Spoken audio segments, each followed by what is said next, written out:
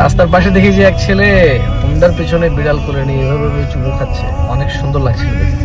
আচ্ছা, আমি একটা বিষয় শিওর না, মানে আমার জানা নেই এটা সুন্নত কিনা।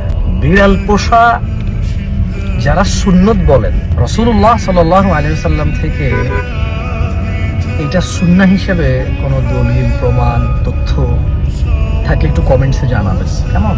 আমার আসলে জানা নেই। আবু হুরায়রা রাদিয়াল্লাহু আনহুকে উনি আবু হুরায়রা বলতেন, বাট বিড়াল পোষা সুন্নত, যেরকম দাড়ি রাখা সুন্নত, নখ কাটা সুন্নাহ, বগলে পশম কাটা সুন্নাহ, ডান হাতে খাওয়া সুন্নাহ, বসে পান করা সুন্নাহ, বসে খাওয়া সুন্নাহ, সালাম দেওয়া সুন্নাহ, কেমন? ডান পায়ে মসজিদে ঢোকা, বাম পায়ে টয়লেটে ঢোকা সুন্নাহ, ডান কাত হয়ে শোয়া সুন্নাহ, এগুলো সুন্নাহ। বাকি বিড়াল পোষা সুন্নাহ এই বিষয়ে আপনাদের কাছে যে তথ্য আছে একটু কমেন্টসে জানাতে পারেন, কেমন? শিক্ষা তো আসলে শেষ নাই, বয়স নাই। আমি বলছি না আমি যা জানি না তারপর হাদিস এটা আমি বলছি না।